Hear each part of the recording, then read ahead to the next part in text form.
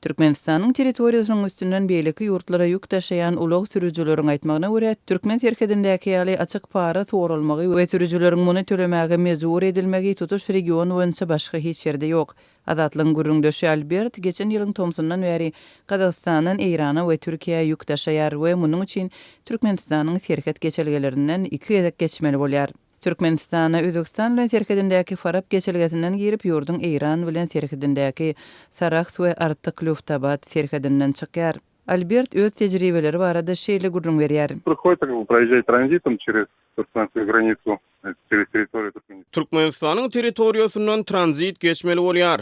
Dowly edenetlik $450 gümrük salgydy.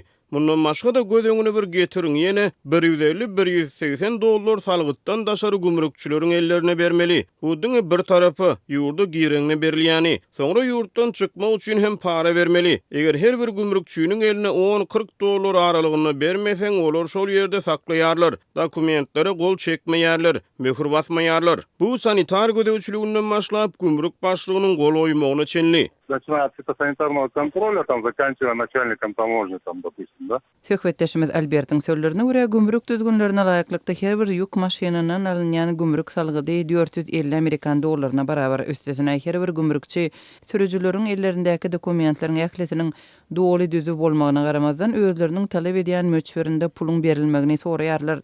Bu çykdyjylaryň bir bölegi transport kompaniýasynyň öz sürüjülerine ýol çykdyjylary üçin berýän $100 möçberindäki puluň hasabyna bolsa, galanlary sürüjüleriň öz hasabyna bolýar. Документы даёшь, они потом в наглую спрашивают, там, у них ставки, там, допустим, да? Dokumentlerini berýärsiň, olar bolsa pul berdi ýerler. Olaryň öz narhlary bar. Kimisi $10, kimisi $30 soraýar. Men bu näme üçin diýip soranymda dokumentler üçin diýerler.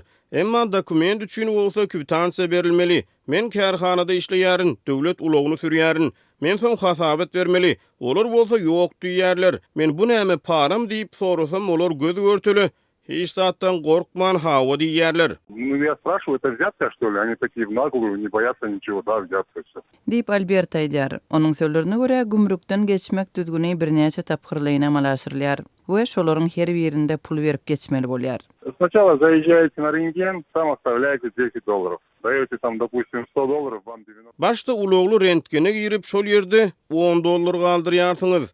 $100 berseňiz olur size $90 gaýdyp berýärler. Edil dukanyna bolşýaly. Rentgenden çykyp deklarasiýa ýazdyrmaly. Munyň üçin ýene 40 ýa-da 50 manat soraýarlar. Sizden berýärsiňiz, soň transportçylaryň ýanyna barmaly. Möhür bastyrmak üçin olar $10 we $30 aralygyny pul soraýarlar. Bu alyp barýan ýüküňize bagly. Eger boş barýan bolsaňyz $10, ýüklü bolsaňyz $30 bermeli. Mundan soň sanitar gödäwçiligini $10 alýarlar. Käte haýsyda bolsa bir kemçiligi bahanalap $50 üçin sorap bilýärler. Soňra ýene de deklarasiýa üçin barmaly. Olar ýene $30 alýarlar. Iň soňunda gümrükçi başlyk dokumentleriňize möhür basanyň üçin ýene $30 alýar.